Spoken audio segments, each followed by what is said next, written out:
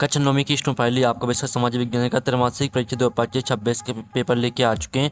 आप लोग बहुत सारे यहाँ पर कमेंट आए थे कि समाज विज्ञान का त्रैमासिक परीक्षा पेपर लाओ, तो इस वीडियो में हम आपका समाज विज्ञान का पेपर पूरा कंप्लीट करेंगे संपूर्ण उत्तर सहित। और साथ ही आपको बता दें हम आपके लिए यहाँ पर 4 बजे रात को वीडियो बना रहे हैं, क्योंकि जो आपका समाज विज्ञान का पेपर है वो पूरा पूरा आ चुका है। तो पेपर देने से पहले आपको पूरा यहाँ पर इस पेपर को याद करना है, ठीक है। अगर आप 75 नंबर लाना चाहते हैं तो इस वीडियो को ध्यान से देखिएगा, और इस वीडियो को आप अपने दोस्त, ठीक है, दोस्तों को भी शेयर कर दीजिए, जिससे वो भी 75 नंबर लेके आ सकें, ठीक है। तो आपके यहाँ पर निर्देश आते तो आप निर्देश पढ़ लीजिए, सही प्रश्न करना अनिवार्य है, ठीक है। तो यहाँ पर आप निर्देश पढ़ सकते हैं। अब चलिए आप क्या आते हैं सही विकल्प चुनिए जो कि आपके 6 नंबर के रहेंगे। तो पहला था फ्रांस की क्रांति कब हुई थी, तो आपका ए आता 1689, बी आता 1789, और सी आता 1889, और डी आता 1947। तो यहाँ फ्रांस की क्रांति कब हुई थी, तो इसका आंसर आपका 1789 हो जाएगा। आपका बी राइट आंसर रहने वाला है। फिर आपका दूसरा था फ्रांसीसी क्रांति के समय फ्रांस पर किसका शासन था, तो आपका यह था मुसोलिनियों का, और बी था नेपोलियन, और सी था लुई 16, और डी था इनमें से कोई नहीं।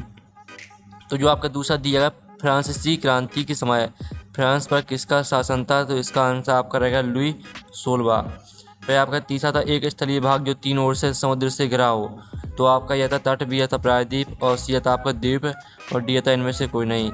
जो इसका राइट आंसर आपका प्रायद्वीप हो जाएगा।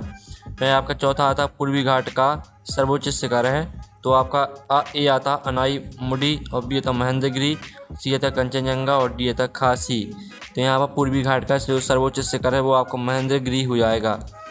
फिर आपका पाँचवा आता इनमें से कौन स्थायी पूंजी नहीं है, तो आपका यह था बीज, बी था मशीन, सी था जनरेटर, और डी था औजार।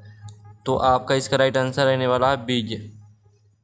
फिर आपका 6वां आता इनमें से कौन अस्थायी कार्यशील पूंजी है, तो आपका ए आता नगद रुपया, बी आता जनरेटर, और सी आता टरबाइन, और डी आता थ्रेसर। तो इसका आंसर आपका रहने वाला नगद रुपया। फिर आपका देख लेते हैं प्रश्न 2 आता रिक्त स्थानों की पूर्ति की, जो कि आपके 6 नंबर के रहने वाले हैं। तो फ्रांस की महिलाओं को मताधिकार सन ... में प्राप्त हुआ, तो यहाँ पर फ्रांस की महिलाओं को मताधिकार सन 1946 में प्राप्त हुआ, ठीक है। आप यहाँ पर देख लीजिए 1946 आपका पहले का आंसर रहेगा। फिर दूसरा आता 1804 में ... ने खुद को फ्रांस का सम्राट घोषित किया, तो इसका आंसर आपका रहने वाला, ठीक है, नेपोलियन बोनापार्ट, ठीक है। आप यहाँ पर देख लीजिए नेपोलियन बोनापार्ट, ये आपका रहेगा दूसरे का आंसर, ठीक है, नेपोलियन बोनापार्ट।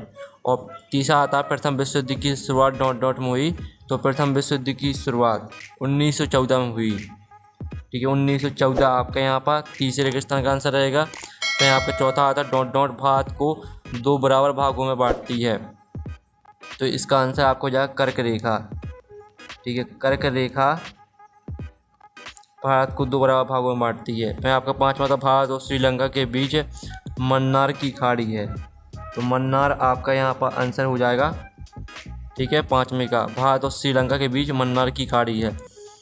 फिर आपका 6वां था ... झील भारत में खारे पानी की सबसे बड़ी झील है, तो इसका आंसर है चिल्का, ठीक है। आप यहाँ पर देख लीजिए चिल्का झील भारत में खारे पानी की सबसे बड़ी झील है। इस तरह से आपके रेगिस्तान कंप्लीट हो जाते हैं, आपने अच्छे से याद कर लिए होंगे। अब चलिए आपका प्रश्न देख लेते हैं। प्रश्न आपका 3 आता एक वाक्य शब्द में उत्तर लिखिए, जो कि 6 नंबर के रहने वाले हैं।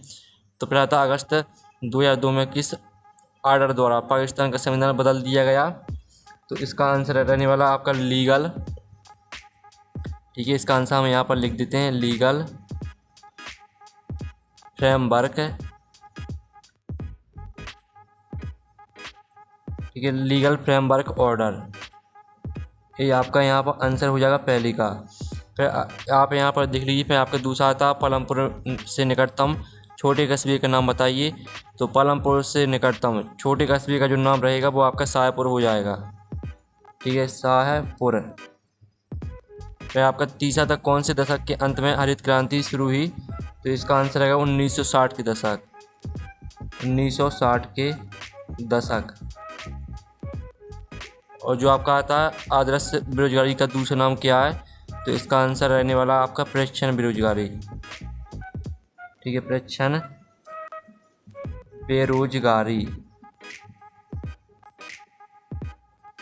ए आपका यहाँ पर आंसर हो जाएगा चौथे का। पाँचवा था रूस का अंतिम जार कौन था, तो इसका आंसर आपका रहने वाला, ठीक है, निकोलस द्वितीय, निकोलस द्वितीय, ठीक है, ये आपका यहाँ पर आंसर हो जाएगा। फिर आपका आता चिल्का झील किस राज्य में स्थित है, तो इसका आंसर आपका उड़ीसा हो जाएगा। चिल्का झील आपकी उड़ीसा में स्थित है, ठीक है। इस तरह से आपके 100 वाक्य मतलब कंप्लीट हो जाते हैं। आपने अच्छे से यहाँ पर याद कर ली होंगी, ठीक है। अब आता है प्रश्न 4 सही जुड़ी बनाई, जो कि 6 नंबर की रहने वाली हैं। पहली आती विश्व का दूसरा सबसे बड़ा देश, तो इसको आपको मैच कर देना है कनाडा से। और दूसरी आती टाइल, टाइल को आपको मैच करना सरकार द्वारा लिया जाने वाला कर। और तीसरी आती टाइद, इसको आपको खर्च द्वारा वसूल किए जाने वाला कर, ये आपकी तीसरी हो जाएगी। चौथी आती अधिक उपज वाले बीज, तो इसको आपको H/B से मैच कर देना है, ठीक है, आपकी चौथी। पाँचवीं आती है जैसलमेर, तो इसको आपको बरकान से मैच कर देना है, ये आपकी पाँचवीं। जो 6वीं आती कार्ल मार्क्स, तो इसको आपको 10 कैपिटल से मैच कर देना है। इस तरह से आपकी सही जुड़ी भी कंप्लीट हो जाती हैं। हमने यहाँ पर नंबर लिख दिए हैं कौन में आपको कौन सी मैच करनी, तो आप यहाँ पर देख लीजिए। प्रश्न 5 आता है सत्य असत्य की पहचान कीजिए, जो कि 6 नंबर के रहेंगे। पहला था मानव पूंजी निर्माण आर्थिक विकास के लिए अनावश्यक है, तो पहला आपका रहने वाला है सत्य, पहला आपका यहाँ पर सत्य हो जाएगा।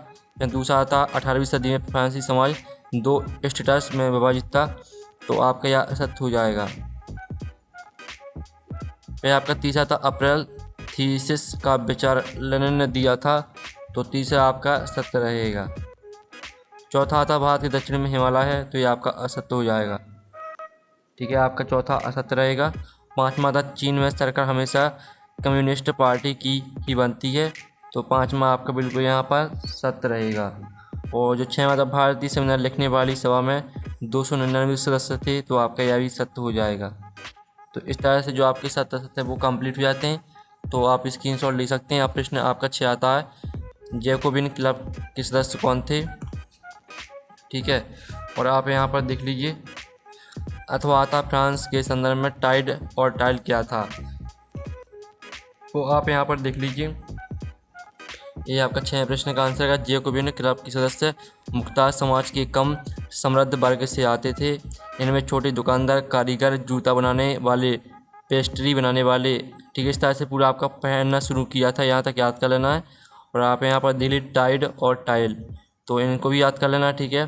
फिर आपका 7वां प्रश्न आता है उन देशों के नाम बताइए जो क्षेत्रफल में भारत से बड़े हैं। अथवा आता अरब सागर तथा बंगाल की खाड़ी में स्थित द्वीप समूह के नाम बताइए, तो आप यहाँ पर दिल्ली। 7वें प्रश्न का उत्तर है क्षेत्रफल के अनुसार भारत से बड़े देश हैं रूस, कनाडा, संयुक्त राज्य अमेरिका, चीन, ब्राज़ील और ऑस्ट्रेलिया। साथ ही अथवा का आंसर देख लीजिए, तो आप यहाँ पर देख लीजिए, आपको अथवा का आंसर दिखा देते हैं, ये रहा, ठीक है। अरब सागर में लक्षद्वीप समूह स्थित है और बंगाल की खाड़ी में अंडमान और निकोबार द्वीप समूह स्थित है। फिर आपका यहाँ पर आता है लोकतंत्र की कोई 2 विशेषताएँ लिखिए। अथवा आता लोकतंत्र का अर्थ, ठीक है, लोकतंत्र का अर्थ सरल शब्दों में लिखिए। तो पहले तो आप यहाँ पर लोकतंत्र की 2 विशेषताएँ देख लीजिए। ये आपकी लोकतंत्र की 2 विशेषताएँ दी गई हैं। और लोकतंत्र का अर्थ देख लीजिए। सरल शब्दों में लोकतंत्र शासन का एक ऐसा रूप है जिसमें शासकों का चुनाव लोग करते हैं, यह सरकार जनता के लिए, जनता द्वारा और जनता की होती है। फिर आपका आता है स्थायी पूंजी किससे कहते हैं, और इसका जो अथवा वाला प्रश्न है वो भी देख लेते हैं। तो अथवा में दिया गया आपका कृषि आधारित 2 उद्योग लिखिए, ठीक है। तो चलिए आपका 9वें प्रश्न का उत्तर हम यहाँ पर देख लेते हैं। तो आपका ये रहा 9वें प्रश्न का उत्तर, ठीक है। स्थायी पूंजी, स्थायी पूंजी उत्पादन के उन साधनों को कहते हैं जिनका उपयोग कई वर्षों तक होता है, ठीक है। औजार और जनरेटर, यहाँ तक याद कर लेना है। फिर आप यहाँ पर देख लीजिए कृषि आधारित 2 उद्योग, चीनी उद्योग और सूती वस्त्र उद्योग। फिर आपका यहाँ पर देख लेते हैं 10वां प्रश्न। तो 10वां प्रश्न आता है कोऑपरेटिव क्या था, अथवा था खूनी रविवार की घटना क्या थी। तो आप यहाँ पर देख लीजिए कोऑपरेटिव क्या था, तो इसका उत्तर देख लीजिए। और खूनी रविवार की घटना क्या थी, तो आप यहाँ पर देख लीजिए खूनी रविवार की घटना 22 जनवरी 1905 को हुई थी, ठीक है। खूनी रविवार के नाम से जाना जाता है, यहाँ तक पूरा याद कर लेना है। फिर आपका आता भावर क्या है, और अथवा आता भारत का एकमात्र सक्रिय ज्वालामुखी कहाँ स्थित है। तो चलिए आपका यहाँ पर देख लीजिए भावर क्या है, तो इसका उत्तर देख लीजिए, ठीक है। ये आपका 11वें का उत्तर रहने वाला है। और साथ ही आप यहाँ पर देख लीजिए ये आपका रहने वाला अथवा वाले का उत्तर। ठीक है, भारत का एकमात्र सक्रिय ज्वालामुखी अंडमान और निकोबार द्वीप समूह के बेरन द्वीप पर स्थित है। फिर आपका आता शिवा क्षेत्र क्या है, अथवा आता बेरोजगार शब्द का आशय स्पष्ट कीजिए। तो यहाँ पर दिल्ली शिवा क्षेत्र का क्या है, इसका उत्तर देख लीजिए। और बेरोजगार शब्द का आशय स्पष्ट कीजिए, तो इसका उत्तर देख लीजिए। फिर आपका यहाँ पर आता है संविधान से क्या आशय है, अथवा आता लोकतंत्र के प्रमुख दोष लिखिए। तो आप यहाँ पर दिल्ली आपकी संविधान से क्या आशय है। संविधान उल्लिखित नियमों और कानूनों का एक समूह है जिन्हें किसी देश के लोग एक साथ मिलकर मानते हैं। यह देश की सरकार और नागरिकों के बीच संबंध निर्धारित करता है और यह भी तय करता है कि सरकार कैसे काम करेगी। साथ ही इसका अथवा का आंसर देख लीजिए, लोकतंत्र के दो प्रमुख दोष। ठीक है, पहला और दूसरा। फिर आपके यहाँ पर देख लेते हैं पालमपुर गाँव की गैर कृषि क्रियाएँ लिखिए, अथवा आता संसाधन के रूप में लोग से आप क्या समझते हैं।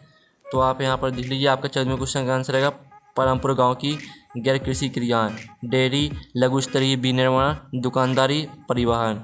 ठीक है, फिर आपका इसका अथवा का आंसर देख लीजिए, ये आपका अथवा वाले का आंसर रहेगा। फिर आपका यहाँ पर दिया गया है 1789 की फ्रांस की क्रांति का तत्कालीकरण क्या था, अथवा था कार्ल मार्क्स का पूंजीवादी पर क्या विचार था। तो आप यहाँ पर देख लीजिए, ये आपका 15वें क्वेश्चन का आंसर रहने वाला है। ठीक है, 1789 की फ्रांस की क्रांति का तत्कालीकरण यह था कि फ्रांस का राजकोष खाली हो गया था। इस तरह से पूरा आपका जिसने क्रांति को जन्म दिया यहाँ तक पूरा याद कर लेना है। और साथ ही इसका अथवा का आंसर देख लीजिए, कार्ल मार्क्स का मानना था कि पूंजीवादी समाज दो वर्गों में विभाजित है, तो कम्युनिस्ट समाज कहा, यहाँ तक याद कर लेना है। ठीक है आपको। फिर आपका आता फ्रांस में दास प्रथा का उन्मूलन कैसे हुए समझाइए, अथवा था प्रथम विश्व युद्ध का रूस की क्रांति पर क्या प्रभाव पड़ा। तो आप 16वें प्रश्न का उत्तर देख लीजिए, आपका 16वें प्रश्न का उत्तर रहेगा और ये आपका 16वें के अथवा का उत्तर रहेगा। फिर आपका 18वां था भारतीय संविधान में प्रस्तावना का क्या महत्व है, अथवा आता संविधान सभा का परिचय लिखिए। तो आपका 18वें क्वेश्चन का आंसर देख लेते हैं।